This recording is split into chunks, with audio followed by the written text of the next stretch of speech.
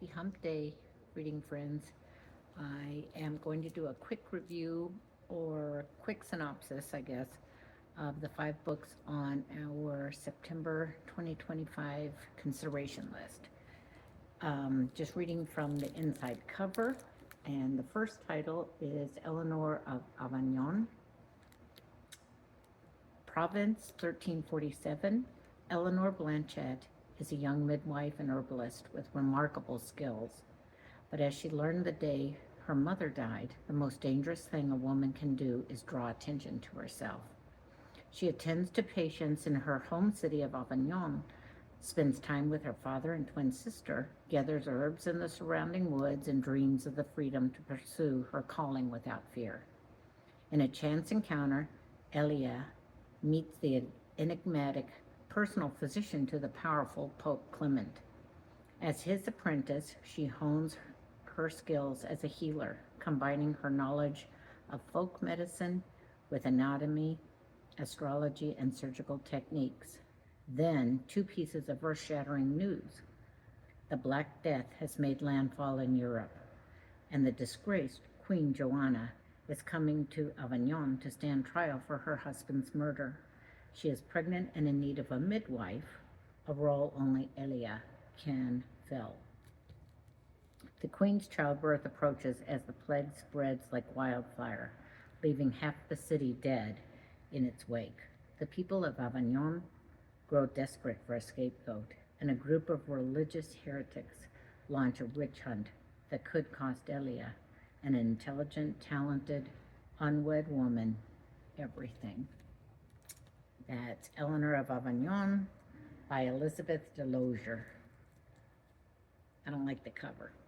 I was telling my daughter I think that the lettering is too big. Next up, in alphabetical order, we have One Good Thing, also a book with huge lettering on the title, and I don't like that the author's name is as big or bigger than the title of the book. It's by Georgia Hunter, and she is the author of a well-received book, We Were the Lucky Ones. I don't think we read it in the book club, though, but it may have been on a consideration list. My kitty persnickety is right here beside me, so you may see a flash of a tail or a flash of an entire kitty fly by in a minute. 1940, Northern Italy. Lily and Esty have been best friends since meeting at the University of Ferrara, where when Esty's son Theo is born, they become as close as sisters. A war is being fought across borders, and Mussolini's racial laws targeting Italy's Jews have Lily on edge. Still, life somehow goes on until Germany invades and the friends find themselves in occupied territory. Esty, older and fiercely self-assured, convinces Lily to flee to the countryside to help hide a group of young refugees, then to a convent in Florence where they pose as nuns and forge papers for the underground. When disaster strikes, Esty asks Lily to take a much bigger step, to go on the run with Theo, to protect him while Esty can't. Terrified to travel on her own, Lily sets out on an epic journey south toward Allied territory, through Nazi-occupied villages and bombed-out cities, doing everything she can to keep Theo safe. And that is One Good Thing by Georgia Hunter. Did you see Snick? She's trying her best to get up here. Our third book for this month is The Poppy Fields. You've probably seen this one around. It's on a lot of bestseller lists. The author is, I can't read the name of the author, Ehrlich. Somebody Ehrlich. Let's see. Nikki Ehrlich. And that is the same author who wrote The Measure, a book that we all read a few years ago and talked a lot about in the club. What if there were a cure for the brokenhearted? Welcome to the poppy fields, where there's hope for even the most battered hearts to heal. Here in a remote stretch of the California desert lies a controversial and experimental treatment center that allows those suffering from the heartache of loss to sleep through their pain and keep on sleeping. After patients awaken from this prolonged state of slumber, they will finally be healed. but only if they're willing to accept the potential shadowy side effect. Think Wizard of Oz. On a journey to this medical or mystical destination are four very different strangers and one little dog, Ava. Whoops, nope. Ava is not the dog. Ava is a book illustrator. And Ray, a fireman. Sasha, an occupational therapist. Sky, a free spirit. And finally, the pup, PJ. As they make their way from the Midwest all the way out to the poppy fields, where they hope to find Ellis, the center's brilliant, enigmatic founder. Each of their past secrets and mysterious motivations threatens to derail their voyage. A high-concept, speculative novel about heartache, hope, and human resilience. That is The Poppy Fields by Nikki Ehrlich. Next up on our list, That Last Carolina Summer. And this is by Karen White. As a child, Phoebe Manigault developed the gift of premonition after she was struck by lightning in the creek near her Charleston home. Plagued throughout her life by mysterious dreams and always living in the shadow of her beautiful sister Addie, Phoebe eventually moves to the West Coast, as far from her family as possible. Now, years later, she is summoned back to South Carolina to help Addie care for their ailing mother.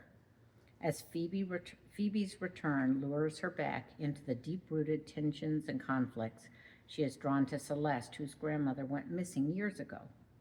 Their connection brings comfort to Phoebe, while Celeste's adult grandson, Liam, resurrects complicated emotions tied to Phoebe's past. But the longer Phoebe spends in her childhood home, the more her recurring nightmares intensify, bringing her closer to the shocking truth that will irrevocably, that's hard to say, change everything. Unfolding against the lush backdrop of the South Carolina Lowcountry, That Last Carolina Summer is an unforgettable story about the unbreakable bonds of family and the gift of second chances.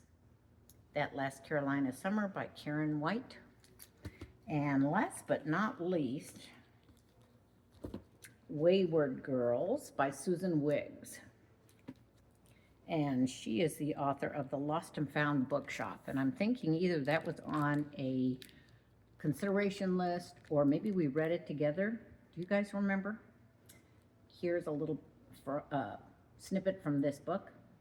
Set in the turbulent Vietnam era in the all-American city of Buffalo, New York, where I was born, that's an aside, 8 girls find themselves at the home of the Good Shepherd, an industrial laundry and Catholic reform school controlled by the Sisters of Charity. Marin, free-spirited daughter of Irish immigrants, she is sent away to keep her safe from her stepfather. Angela, denounced for her attraction to girls, she is remanded to the nuns for reform, where she has found herself the victim of a predator. Helen, the daughter of intellectuals detained in communist China, she sees her temporary stay at the Good Shepherd stretch into years. Odessa, caught up in the police dragnet over a racial incident, she finds the physical and mental toughness to endure her sentence. Denise, sentenced for brawling in a foster home, she dares to dream of a better life. Janice, she can't decide where her loyalty lies, except when it comes to her friend Kay, who will never outgrow her childlike dependency. And Sister Bernadette, rescued from a dreadful childhood, she owes her loyalty to the Sisters of Charity, even as her conscience weighs on her. Wayward Girls is a haunting but thrilling tale of hope, solidarity, and the enduring strength of young women who find the courage to break free and find redemption and justice. And that is Wayward Girls by Susan Wiggs. And that completes our list. I had 2 more books on the list and pared them down and saved them for October's list.